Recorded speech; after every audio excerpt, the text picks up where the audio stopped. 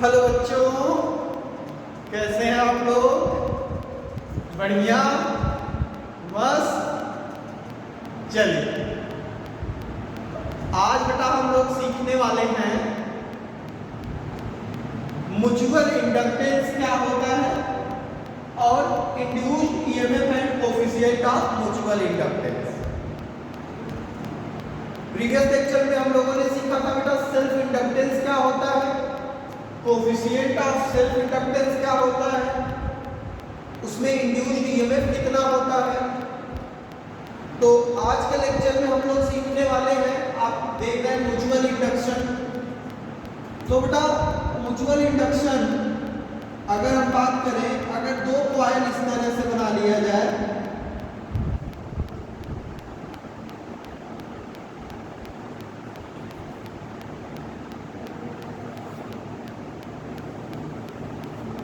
दो कॉइल हमने बना लिया, एक कॉइल में मैं करंट फ्लो करा दे रहा हूं I1 करंट इसमें मैंने फ्लो करा दिया। अब होगा क्या बेटा, जब I1 करंट इसमें फ्लो होगा, ये कॉइल इस तरह से रखा है, इस तरह से कॉइल रखा है, एक कॉइल ऐसे, फिर उसके नीचे एक कॉइल। और हम देख कहां से रहे हैं, हम देख ऊपर से रहे हैं, हम ऊपर से देख रहे हैं। ये देखने की कहानी कहां से हो रही है, ऊपर से हो रही है। ऊपर से मैं देख रहा हूं तो मुझे ऊपर वाले में जो करंट दिखाई दे रहा है वो इस तरह से जाता हुआ दिखाई दे रहा है, इस तरह से करंट जाता हुआ दिखाई दे रहा है।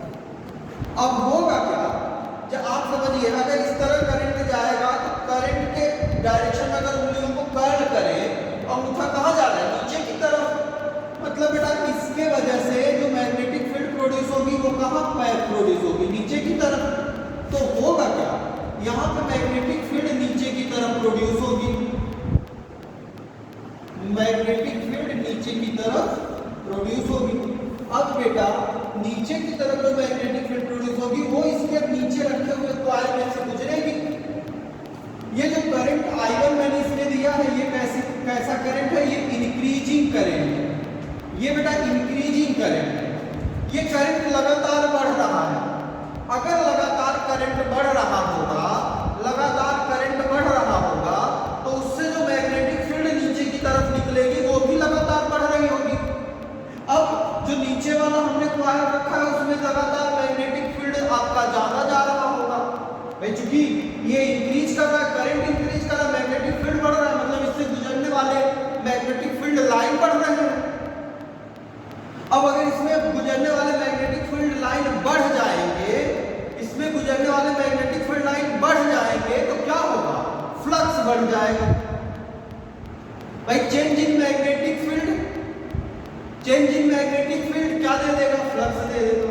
अब अगर बेटा फ्लक्स समय के साथ चेंज होगा तो क्या प्रोड्यूस हो जाएगा, ईएमएफ प्रोड्यूस हो जाएगा। और ये कैसा है, क्लोज लूप है, तो ईएमएफ प्रोड्यूस होने के बाद इसमें क्या प्रोड्यूस हो जाएगा, करंट प्रोड्यूस हो जाएगा, that is induced current, that is induced current. अब देखते हैं इसमें इंड्यूस्ड करंट पैदा होगा, ये तो मुझे पता चल गया, किस डायरेक्शन में क्रिएट होगा ये पता करना है। समझ में बात आई?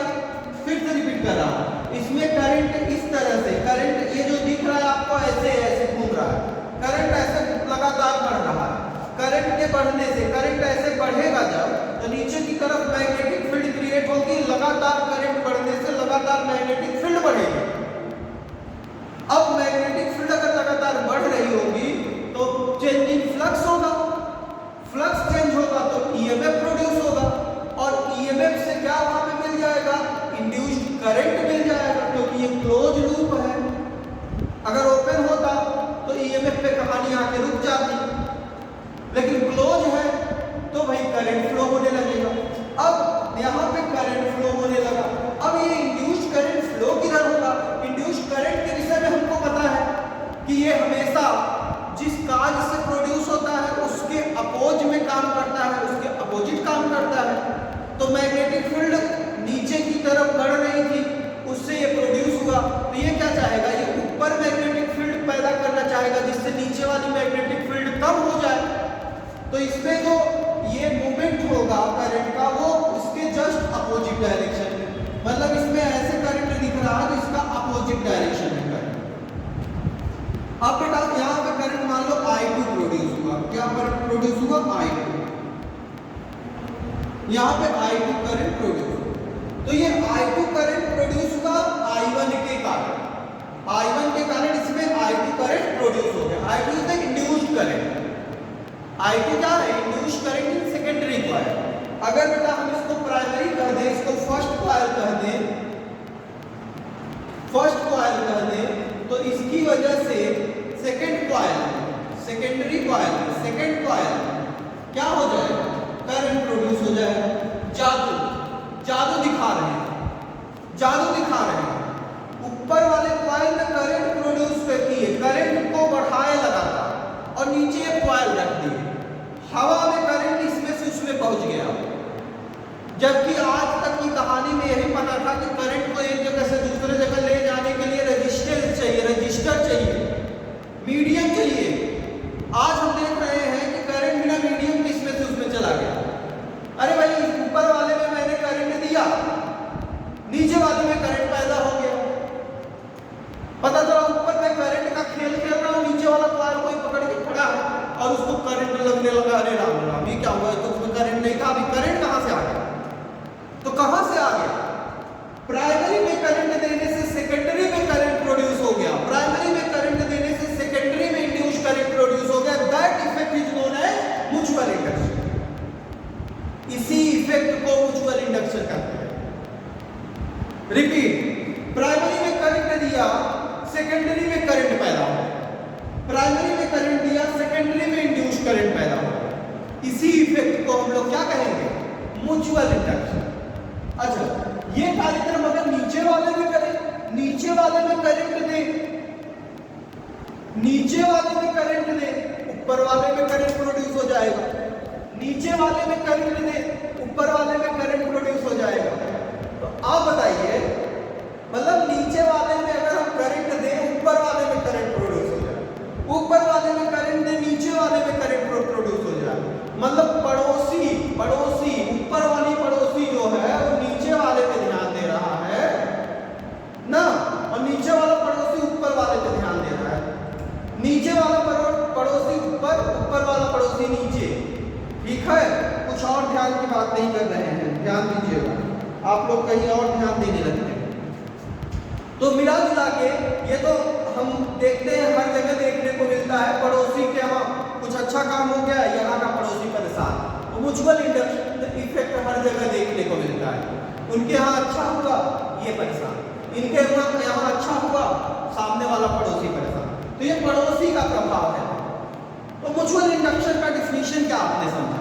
इसमें ये समझ में आया बेटा कि अगर एक कॉइल के करंट की वजह से दूसरे कॉइल में इंड्यूस्ड ईएमएफ या इंड्यूस्ड करंट प्रोड्यूस हो जाए, नेबरिंग कॉइल में इंड्यूस्ड करंट या इंड्यूस्ड ईएमएफ प्रोड्यूस हो जाए, that process is known as mutual induction. That process is known as mutual induction. चलिए भाई, कहानी तो समझ में आ गई। अब ये देखते हैं कि यहाँ पे जो म्यूचुअल इंडक्शन मिल रहा है वो कितना मिलेगा। अगर हमें उसकी वैल्यू निकालनी पड़ जाए, जो ईएमएफ प्रोड्यूस हो रहा है वो कितना प्रोड्यूस होगा, तो कैसे मिलेगा? उसी को हम लोग यहाँ पे लिखे induced EMF and coefficient of mutual inductance. तो बेटा वो क्या रहा है, जब मैं यहाँ पे करंट बढ़ा रहा हूँ तो यहाँ पे क्या हो रहा है? फील्ड बढ़ रही है। यहाँ पे फील्ड बढ़ने का मतलब यहाँ पे फ्लक्स बढ़ रहा है। सेकेंडरी में फ्लक्स बढ़ना मतलब phi2 डायरेक्टली डिपेंड कर रहा है किस पे? I1 पे।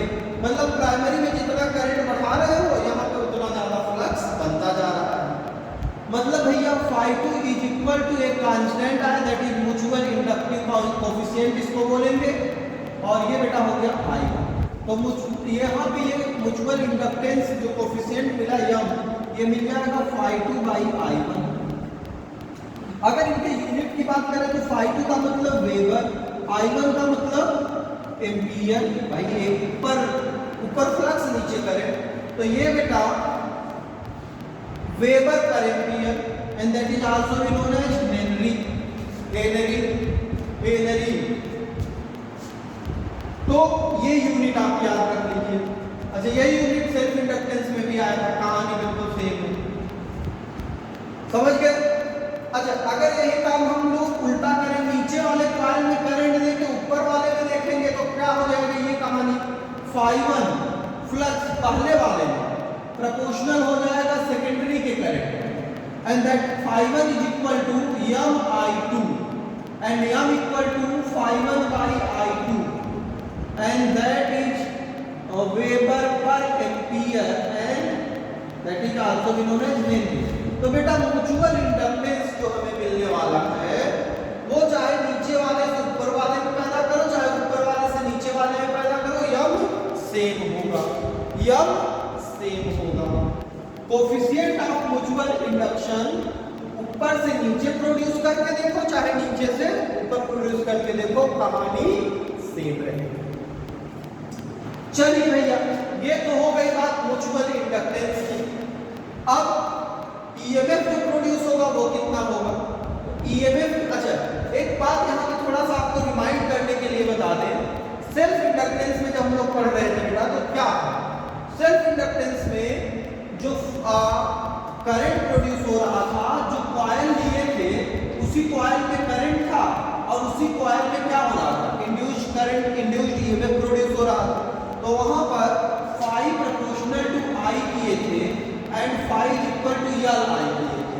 इसका मतलब कि फ्लक्स जिस लूप का उसी लूप में करें, जिस लूप में फ्लक्स उसी लूप में इंड्यूस करें। तो ये जो है हमारा L क्या था, सेल्फ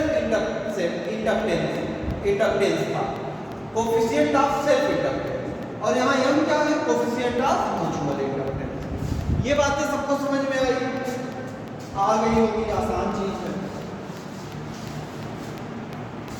आ गया, बहुत अच्छा, काफी लोगों ने हाथ उठाया है, इसका मतलब कि सबको समझ में आ रही है। चलो, अब बेटा आती है बातें ईएमएफ की। ईएमएफ की कहानी, ईएमएफ की बात अगर हम करना चाहें तो क्या मिल जाएगा बताओ। अगर हम सेकेंडरी कॉइल में ईएमएफ की बात करेंगे तो सेकेंडरी कॉइल में ईएमएफ भैया सेकेंडरी कॉइल में जो फ्लक्स मिल रहा है उससे मिलेगा, तो minus D phi2 by dt, minus D phi2 by dt minus D dt phi की वैल्यू, phi2 की वैल्यू m i1, तो ये भैया क्या मिल गया, minus m di1 by dt।